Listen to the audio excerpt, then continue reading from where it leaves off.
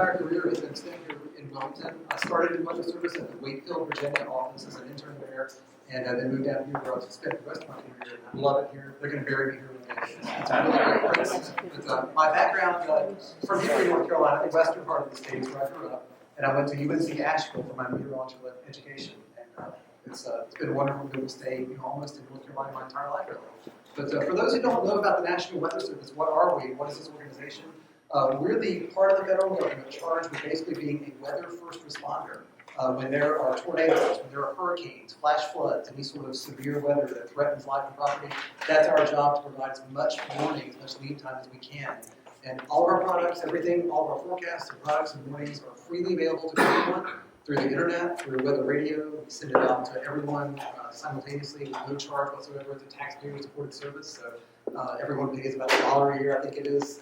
It's all done together to support the National Weather Service. We run the radars, we run the satellites, and of course our forecasts and warnings are part of what we do. The Wilmington office here, we cover southeastern North Carolina and also a portion of South Carolina, as far down as Myrtle Beach, Georgetown, and Florence in South Carolina. So that's a little corner of the world we forecast for there. And we're one of 122 offices around the country that forecast for the entire United States, plus Guam and Hawaii and Puerto Rico. So we cover a lot of United States interests. But we are part of the federal government, nestled under NOAA, the National Oceanic Atmospheric Administration, which also the National Ocean Service and some other groups are involved in that as well. And what I'm going to talk about today is climate change, specifically hyper-localized right here to Wilmington, to the Cape Fear area. What is climate change and how is it affecting us already? And what are some of the projections for the future? So just to get started here, these are the topics we're going to cover today. Climate change, it's here. It's not some far-off thing that's going to be 50 or 100 years in the future. It's happening right now, around us right now. And we're going to look at how it's affecting temperatures, rainfall, sea level rise, and also hurricane activity. And then if we have time at the end, I've got a few slides at the end about adapting to climate change, knowing it's going to continue as the years go by. What are some actions we can take as private citizens to sort of prepare ourselves for it? I can't wear an activist hat. I have to be very neutral tonight, being from the federal government. I can't start shaking my fist in the air saying we should be doing these things, but there's a lot that we can do as private people that obviously those can be compounded as more people work together in groups and so forth. But I'll talk about just what we can do as individuals tonight. But basically, it all boils down to climate change is because of the greenhouse effect here. It's a natural thing that happens in the Earth's atmosphere for the Earth's atmosphere to trap some heat. We have gases, carbon dioxide, methane, and nitrous oxides. Those trap a portion of the heat in the atmosphere from the sun. So the sun shines down, those rays strike the ground, it warms the ground, which then warms the air. When the sun goes down at night, that heat tries to radiate back off into space. And before the Industrial Revolution, there was a nice balance between energy in and energy out. We had a stable climate for hundreds, perhaps even thousands of years, really. But then something happened. You can see the graphs there that go, this is about 1,000 years of data for those three main gases there, carbon dioxide, methane, and nitrous oxides. And right about the time of the Industrial Revolution, the concentrations of these gases spiked in the atmosphere, and they continue to spike today. Now, one question I've gotten about this before is, what monk was taking atmospheric carbon dioxide readings in the year 1100? Where did this data come from? Because, and it's true, there haven't really been instruments that can measure this stuff, but for really the last century. So how on earth are we getting data from, lots of data from the year, 1100, 1200, 1300? Does anyone know where this might have come from? Where would you find it? Ice core. Exactly, that's correct, yeah. You think about places on Earth where it snows but never melts. So the top of the Greenland ice sheet and Antarctica are two examples there. You can drill down through centuries and millennia of ice that goes, in some cases, for tens of thousands of years the farther down you go. And in between those snowflakes, as it was being compressed into solid ice, there are bubbles of pristine atmosphere trapped from tens of thousands of years ago. So by using modern-day machinery and tiny little needles, they can actually extract the air trapping those ice cores there and analyze the constituents of the atmosphere, not just today, but all the way back through really until there was not stable ice on Earth at some point in the past. And so by looking at this here, we can see that these gases were very stable in their concentrations up until the Industrial Revolution. And that's when people realized, wow, we can burn these fuels and do amazing things with the energy that comes out, not knowing, of course, that these gases didn't build up in the atmosphere with some adverse consequences. So that's basically where it comes down to. Be glad that we have some greenhouse effect. If the Earth's atmosphere did not have these gases, it did not hold on to heat at all, the average temperature of the planet would be around 0 degrees Fahrenheit, which would not be very good for life. But certainly where we're headed right now is maybe a little less optimal than where it was a couple hundred years ago. This is just a lot of figures here showing how much we've increased greenhouse gases. This data here is from 2023 of the graphic, showing that we were from carbon dioxide up to 419 parts per million in the atmosphere, a 50% increase over the pre-industrial revolution time frame, and even larger increases for methane as well. Some 2025 data I was able to find there that actually CO2 had increased to 435 parts per million right there. So those concentrations continue to tick up every year as we continue to add more and more of these gases to the atmosphere. The reason these gases are so, these greenhouse gases are so efficient at trapping heat, it's the actual shape of the molecules themselves. So think about carbon dioxide. It's a single carbon atom and 2 oxygen on either side. Those bonds are exactly the right length, essentially, to trap infrared radiation. Have you ever seen infrared photography before, where people glow, it's the cold night sky looks really dark in those pictures? You can think of heat as a form of light, a very low frequency form of light, and those molecules are very efficient at stopping that light, absorbing it, and then re-emitting it, and keeping it trapped in the lower atmosphere. So it's the shape of these molecules that actually cause the greenhouse effect to be what it is. So if we look at how that's affecting temperature, that's what we mainly think about. Globally, and in the country, and also here in Wilmington, the temperatures have certainly trended upwards over the past 100 years or so. All three of these graphs here started about 1880 and go up to the present. For global temperatures, you can see we're up about almost 1.5 degrees Celsius. That's 2.5 degrees Fahrenheit or so above the pre-industrial revolution temperatures. For the USA, that's the graph on the top right there, about the same magnitude of change. You see a lot more year-to-year variability because you're looking at a smaller portion of the Earth. And then for Wilmington, that's the bottom graph there, we've had a little bit less increase, that's in degrees Fahrenheit there, but still we're looking at almost a 2 degree Fahrenheit increase since the beginning of weather records in Wilmington. And this is another area the National Weather Service is active in, is being the official record keeper for temperatures in Wilmington.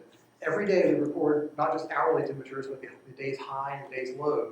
That gets entered into the long-term climate record. So we can tell you for Wilmington, every day back to 1874, exactly what every day's high and low was. And that's actually the longest continuous climate record for any station in northern South Carolina.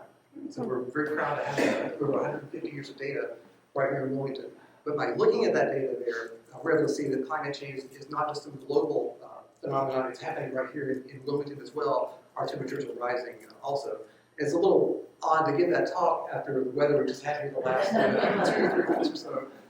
It certainly has been cold. In fact, it's been the third coldest 15-day stretch in Wilmington's history for this century, since the year 2000. We were colder in 2001, we were colder in 2018, but what we just went through here the last 15 days is the third coldest stretch of weather since then. So certainly unusual, but not unprecedented, even by recent standards.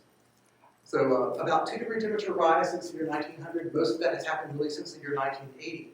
So for the future, and this is a graph here showing North Carolina's expectations, we're expecting another 1 to 4 degree rise between now, when this will be 2025, between then and 2050. So in the next 25-year period, essentially another 1 to 4 degree Fahrenheit rise on top of what we've already seen.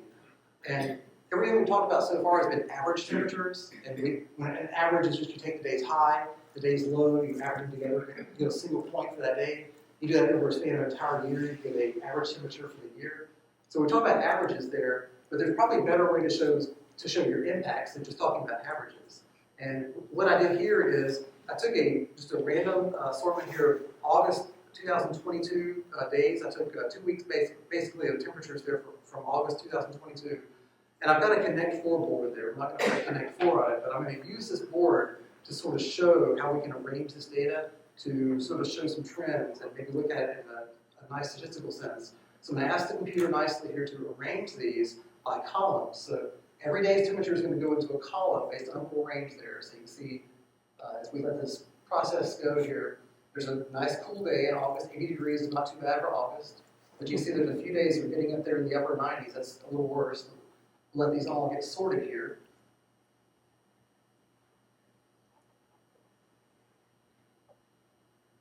And for those who maybe work in the natural sciences or work in maybe a medical science field, you may start to be like, I've seen data in a range like this before. It starts to look a little bit like a bell curve or a normal distribution, we call it. Anytime you work with data that comes from a measurement of big populations, you'll start to see your data usually arrange itself in a form like this, where there's a lot of observations in the center, sort of near the average. You've got outliers or extremes on both the high end and the low end. You can sort of get an idea where the average is. So let's say you had a friend visiting from overseas in August, and they wanted to know what Wilmington's climate was like.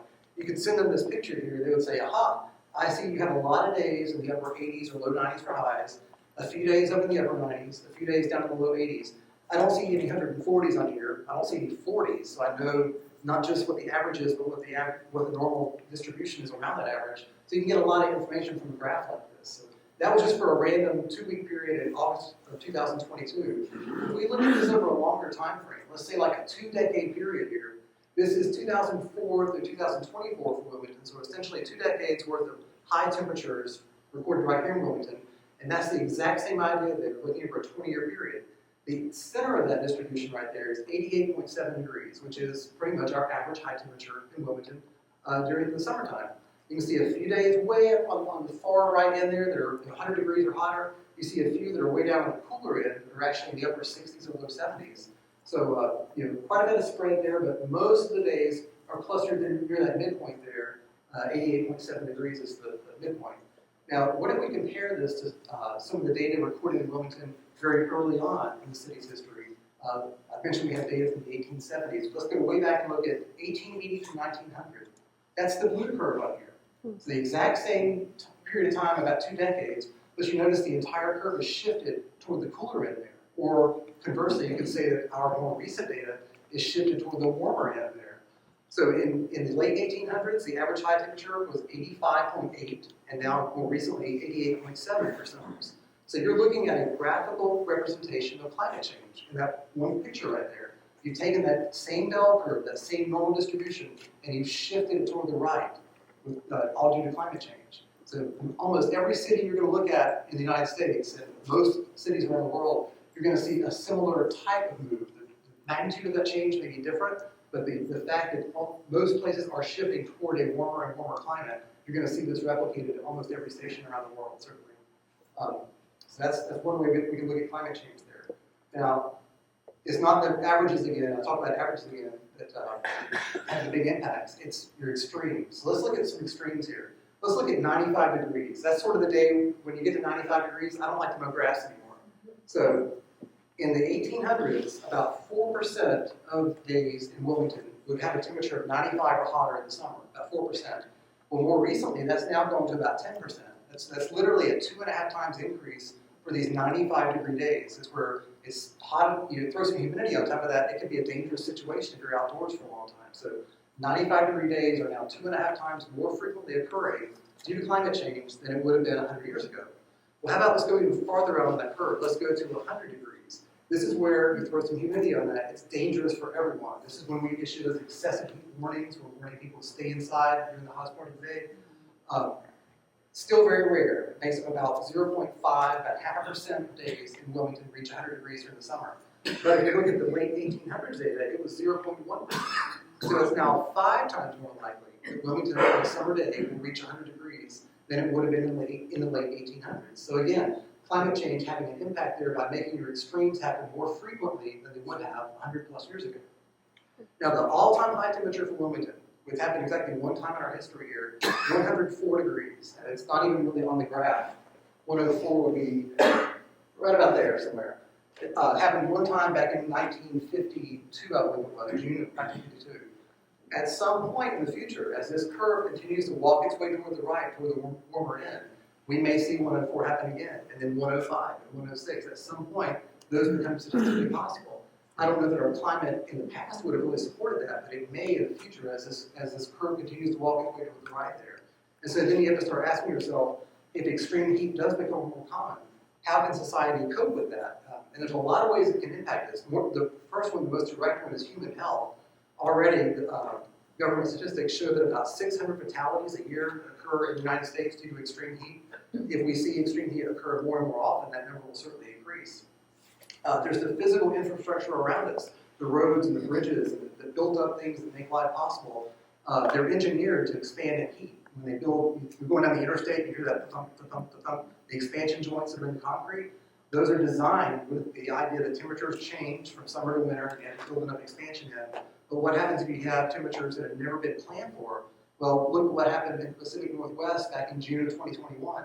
They had temperatures there that exceeded all-time highs by, in some cases, 10 or even 15 degrees Fahrenheit. The road designers did a great job with the data they had, but no one ever expected those temperatures to occur. You can see what happened to the highways there. They overexpanded and you had these basically small mountain ranges appear in the middle of the interstates, and there were car accidents because of that and so forth. So a lot of very negative things can occur due to extreme heat with our built-up infrastructure today. There's also direct impacts on utilities, power and water, for example. The usage rates for those increase dramatically during periods of extreme heat. And so, society adapting fast enough to cope for increased usage for both power and water in a hotter climate ahead. So certainly, for those who are involved in planning for the future, they have to not just look at what's going on right now, but get an expectation for what are we expecting 25, 50, 100 years in the future, and make sure they design for that. So a lot of very head-scratching things, certainly, that, for those who are in those fields that have to think about. There are also impacts on agriculture. Think about your crops out in the fields there, more heat stress directly from the temperatures, but also higher evaporation rates. As the temperatures rise, your humidity drops, and so you're actually evaporating water at a faster rate from the soil, and the waters are transpiring water at a faster rate from their leaves there. So even if rainfall were not really to increase, you would have drought occur more frequently due to faster evaporation. There are also some impacts I've read due to timing changes with pollinators. If we have earlier starts to the growing season, but maybe your migrating birds or the insect emergence times are not timed for these changes in temperature, you can have things get out of sync, and so it can negatively affect plant species. There was a talk at Cornell University. I went to a conference maybe 10 years ago, and they said that already some of the arrival dates of neotropical migrating songbirds is after the insects emerge that they've been eating for thousands of years, and they fly north. Those insects have already emerged and done their life cycle, and so the birds are starving as they arrive on their summer grounds. So certainly some negative impacts occurring there already. And one that we have not luckily seen here yet, but marine heat waves. If the air is warm or excessively warm for a week or two, that works its way into the ocean waters, and you can have water temperature spikes. That happened in Florida a couple of summers ago, and temperatures there actually, in some places just south of the Everglades, reached 100 degrees Fahrenheit. They had mass mortality of a lot of your non-mobile species. Think of oysters and clams, things that really can't move in fine, cooler environments. So the heat doesn't just affect things in the air, it can affect things in the water or the ground as well. So that's sort of an idea about where temperatures may have some of the impacts that may come from that. Let's look at rainfall here. For Wilmington, we're actually one of the wetter spots in North Carolina. We average about 60 inches of rain a year here, and it's distributed fairly evenly throughout the year. We're pretty lucky in that regard. For most of the northeastern, say, third of the United States, long-term rainfall has increased a little bit over the past 100 years. Climate change may have some impact in that, we think, but there's less certainty. Less certainty concerning future trends in rainfall than there is with temperatures. But if we look at the midpoint of what model trends are, they're saying there could be a 5 to 10% increase above what we see right now in annual rainfall totals by the year 2100. Thank you. So you can see the Carolinas, North and South Carolina, both in that blue area there, where we may see some increases in rainfall coming in through the remainder of the century. Now, unfortunately, that's not evenly distributed throughout the year. What we're noticing is a large increase in rainfall rates. And specifically, this is the 4 seasons of the year: winter, spring, summer, and fall. Fall or hurricane season, you'll see massive increases in rainfall there. That's certainly something those of you who live in Wilmington for the last, say, 25 or 30 years, we've certainly experienced some very, very heavy rainfall from hurricanes. That's one of the things we're seeing is that when there is a storm system, say a large thunderstorm cluster or a tropical cyclone, the rainfall rates can be much more extreme in a warming climate than what we saw in the past. And the reason for that really is the fact that water dissolved in the air, or held in the air as vapor, that the amount of water the air can hold increases as a function of temperature. every 1 degree Celsius the air increases in temperature, you have about a 6% increase in the amount of water it can hold. So a warmer atmosphere can be a wetter atmosphere, especially when you've got a big storm system around to take advantage of that. Now, one of the sort of the engineering guidebooks that NOAA was involved with the creation of is called NOAA Atlas 14. It's a rainfall recurrence atlas. So let's say you're a civil engineer and you're building a highway intersection or maybe a parking lot, and you need to know how many storm drains to put in or how big to make the storm drains. You look at this engineering book here that will say, okay, every 10 years we're going to have a 1 hour rainfall of 3.08 inches. That's sort of the average for Wilmington there. So you build your parking lot accordingly. Well, with climate change increasing rainfall rates, those numbers that you're looking at there may not be valid for the future. So there's actually in work right now a NOAA Atlas 15, I know it's a really crazy name, saying that by the year 2065, that instead of 3.08 inches for a 1 hour rainfall every 10 years, now it's 3.66. It takes into account climate change, the warming climate, where the air holds more water, and the storms can actually produce heavier rainfall. So if you're planning, projects right now, looking at the future, knowing that what we've observed here in the last 30 years may not be valid for the next 30 or 60 years to come. That's another way that climate change can certainly impact things. Yes? Snow included as rain. So yes, we melt snow and measure that as part of our rainfall. So we had about 6 inches of snow last week, and we melted that down and measured 0.49 inches or something at the airport. So almost half an inch of rain from that melted snow. Yes. Yeah. So another way to show how much rainfall rates have increased is looking at our super heavy rainfall days. So 6 times in Wilmington's history, in 150 years of climate data, we've had 8 inches of rain or more in a single calendar day. And the first time it happened was in 1938 there with a non-tropical low pressure system. The next 5 have really all happened here in the last 3 decades. Statistically, that seems a little odd. You would have 5 or 6 occurrences be bunched all at the very, very end of the climate record there. And that's another indication that maybe things are not static, that what the climate that maybe we enjoyed throughout the 1800s and most of the 1900s might not be the same climate that we're seeing today, given the rapid number, or the increasing number of these very, very heavy rainfall events that we've observed here in Wilmington. And there's a lot of stations around, not just Wilmington, but in North South Carolina, the Gulf Coast, a lot of areas are seeing similar impacts like this. Sea level rise is another impact from climate change. Basically, you've got water in the ocean, but you've also got ice on land, and ice sheets or mountain glaciers. As the climate warms and that ice and snow melts, that water flows into the ocean. And about 2/3 of the sea level rise we've observed here in the past 100 years is from direct ice and snow melting and flowing down into the ocean. But there's another 1/3 of that is not coming from water or ice melting, it's from the water itself warming and expanding, taking up more room. You're probably familiar with how a lot of objects, as they warm, they'll actually increase their size. We talked about that with the thermal expansion of roads. Water does the same thing, and so 1/3 of the sea level rise we've observed actually comes from just the water itself taking up more room as it continues to warm. So since the year 1900, sea levels are up about 9 inches, and that works out to a little less than 1 inch per decade. Since the year 2000, so just the last 25, 26 years now, we've seen 4 inches of rise. So that's over 1.5 inches per decade. So the rate of rise is not static, it's not linear, it's actually increasing as we go closer and closer to the present time. So expectations, I thought I had a slide here about this, maybe I didn't. Essentially, looking farther into the future, these levels are expected to increase. In fact, I'm pretty sure I've got that. Okay, there it was, yeah. Okay, this is the one I want to show next. Faster rises are forecast going ahead as we go toward the year 2050. So just between last year, 2025, and 2050, so a 25-year period there, an additional 10 to 12 inches, or nearly 4 inches per decade, is what some of the expectations are, looking at models of sea level rise going forward. And so basically, sea levels are high storm tides that have only about a 1% chance to happen 1 in 100 years right now, could be 30 to 100 times more likely to occur around the end of the century. So this could actually turn out to be the biggest impact on the Cape Fear area itself.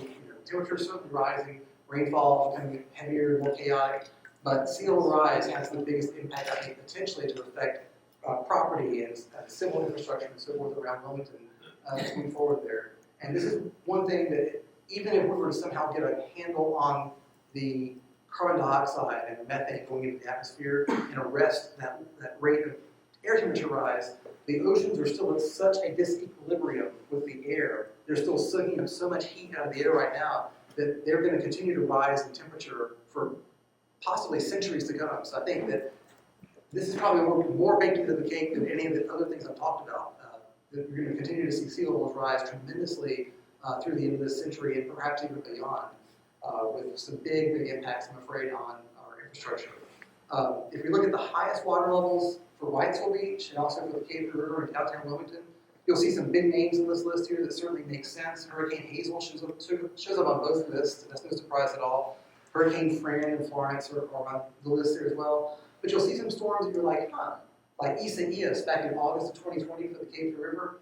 You may not even remember that storm. You may think, Hurricane Isaias, do I even remember that? It didn't have a big impact. It was not a big storm, but it produced the largest storm surge on the Cape Fear River in history. Part of that is sea level rise. The fact that the river started from a higher baseline than what it would have been, say, in the 1950s when Hazel came through. And so the surge actually was additive from a higher base level than what it was before. There's also been some dredging downtown in more recent decades that's probably affected that some as well. But I think you're going to see both of these lists here get updated with storms that may not seem like they're overly powerful storms in the years to come, because our base sea level rise, base sea level is at such a higher level than it was, say, in the 1950s and 1990s. Especially if we do see that 10 to 12 inches of sea level rise coming up over the next 25 years or so. So these are some pictures here from a recent hurricane here in the last few years. I believe these are both from Brunswick County. In both of these pictures here, this would be almost like minor coastal flooding. If you look at the houses in this picture here, that's shallow flooding, less than a foot deep in the garage levels of those homes. And the cars in that parking lot there, that's salt water running underneath them, but the cars themselves are not really being affected. But think about 12-inch higher tides in both of these scenarios there. Suddenly you go on from just very shallow water to now the water is significantly deeper and probably driven with waves on top, and they're probably knocking out walls in these houses. And now these cars, instead of having shallow salt water flowing underneath them, you got salt water getting up into the electronics, into the exhaust, into the engine and so forth. So the amount of damage scales very non-linearly with water levels there. And that's something that will be, I think, a big impact on property going forward over the next 25 years to the end of the century. So if there's one piece of good news here, it's that changes in hurricanes, we may not actually see an increase.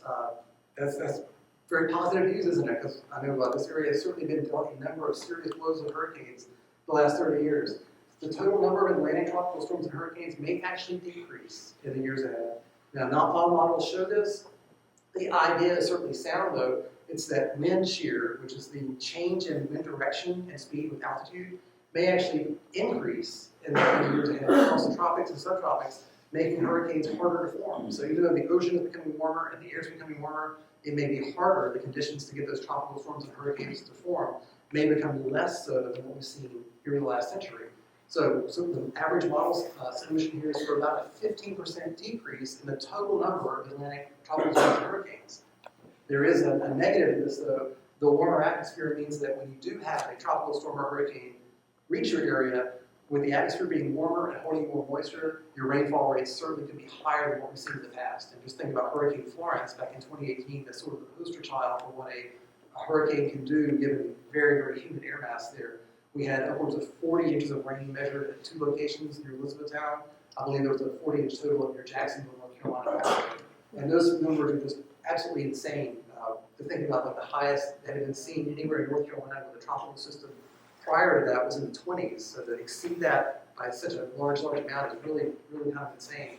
But also with hurricanes, your storm surge inundation, given the fact that sea levels are going to be at so much a higher level than what they were in the past, the inundation and the damage from storm surge will certainly increase significantly. If we see that 10 to 12 inches by 2050 and maybe multiple feet of sea level rise by the end of the century, the destruction of hurricanes is going to certainly become a larger and larger factor than it was in the past. So just to sort of summarize where we've been with all this here, let's say the second half of the century, after 2050, between 2050 and 2075, Wilmington is expected to be warmer, likely wetter, and it will feel a lot like modern day the Gulf Coast, Mobile, Alabama, Biloxi, Mississippi, Baton Rouge, Louisiana. that's the climate I think that we're moving towards from a Wilmington standpoint. Now, just not this winter, but last winter, all those areas had a big snowstorm, so it doesn't mean that the winter goes away or anything. There's not any apocalyptic kind of visions like that, but certainly a move toward warmer weather, longer summers, a longer period of the year where your precipitation comes in heavy thunderstorms as opposed to light wintertime rainfall. Higher humidity, a longer period of the year where you're going to have mosquito concerns. So certainly moving more toward a Gulf Coast type of climate there. And some of the reasons for this, just looking at the bullet list here, number one, I think it's certain that greenhouse gas concentrations will continue to rise. I don't see anything really that's going to arrest that. Certainly globally, sea levels will continue to rise, and they'll continue to worsen coastal flooding. Our temperatures will rise in response to the greenhouse gases there, which will make extreme heat more common. It's likely that our rainfall intensity will increase. Overall totals, there's some indication, but certainly the intensity, when it rains, how heavy is it raining, that's going to increase, which will cause worsening flooding. The Atlantic hurricane numbers and U.S. landfalls, uncertain what's going to happen with that, perhaps a slight increase. And also the more severe droughts, just the fact that you have higher temperatures, you spike evaporation rates, which means you evaporate the water at a faster clip. So it certainly could indicate a higher incidence of drought moving forward as well. So any questions about sort of the science and meteorology side of climate change? Yes? Excuse me. Are we going to, in the future, see more Floyds? That is very possible. Yeah, Because Floyd. that's an entirely different, the dynamics of that were different, as you well know. Yes. Yeah. Floyd arrived when the cold front stalled along the coast, and it came in from the south. And so for a day and a half, 2 days, I guess, ahead of the storm, you had intense heavy rainfall. And then the center of the storm came up after you'd already had, a foot and a half of rain in some places. So very, very intense situation there. Fall hurricanes, a lot of times, will gravitate toward the front like that. Florence is sort of unique that it came through just by itself without any other systems in the area. But yeah, certainly either of those scenarios will continue to be possible in the future. Absolutely. Thank you. Yes. Yeah, so I was really interested in your talk about the power grid. Yes. So the frightening scenario is we have a prolonged power outage in tandem with the heat wave. And I wondered if people like you, smart people like you, and smart people who are in our government are actually planning for this eventuality, because that could be a real